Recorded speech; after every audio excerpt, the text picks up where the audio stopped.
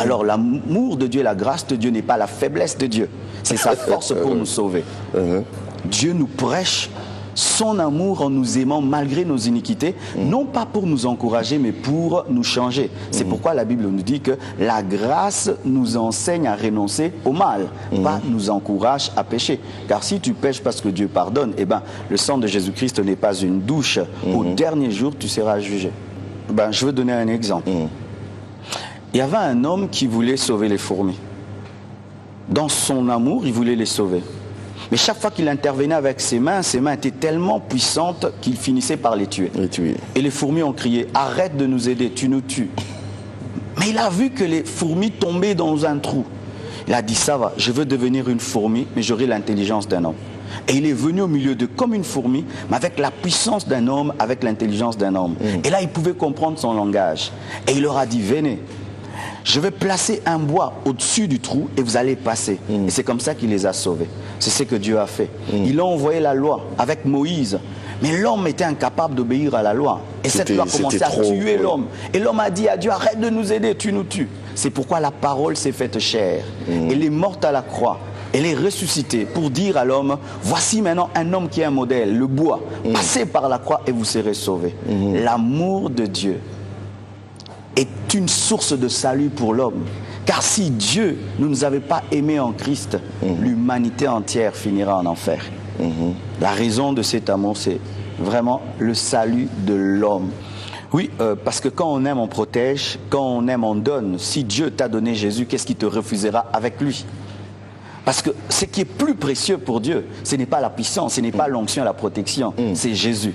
Alors si je peux te donner mon fils, est-ce que je peux te refuser les habits de mon fils? Si je peux te donner mon fils, est-ce que je peux te refuser les maisons de mon fils? Si Dieu t'a donné Jésus, est-ce qu'il va te refuser le mariage, le voyage, la puissance, l'onction? Car d'ailleurs, il nous a donné Jésus alors qu'on était des païens. À combien plus forte raison maintenant que nous sommes sauvés? Et si la mort de Christ nous a sauvés, alors sa vie. Car le point 0 nous a sauvés, alors le point 100. Car celui qui nous a sauvés est mort, mais maintenant il est ressuscité. L'amour de Dieu confère tout ce dont vous avez besoin. C'est pourquoi point n'est besoin d'aller dans l'occultisme et dans la magie, parce que celui qui va dans la magie va chercher celui qui le hait.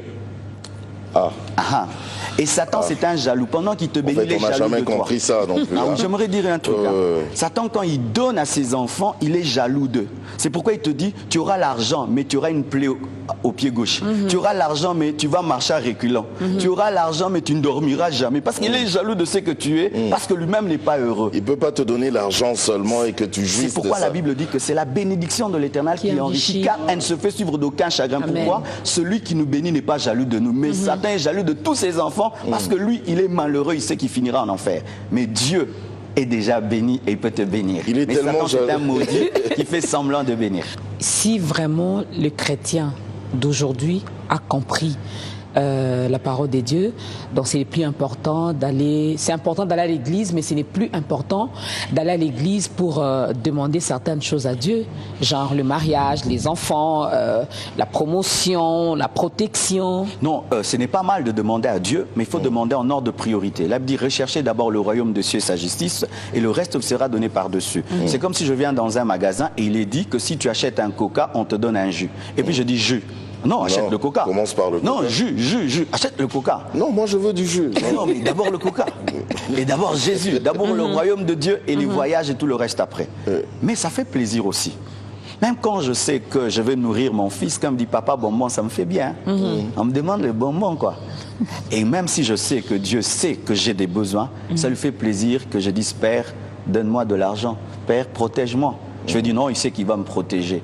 Non, même s'il sait, il veut que tu demandes pour qu'il se sente père. Mais il ne faut pas aller vers lui d'abord pour ça. Il faut aller vers lui pour la relation et l'intimité.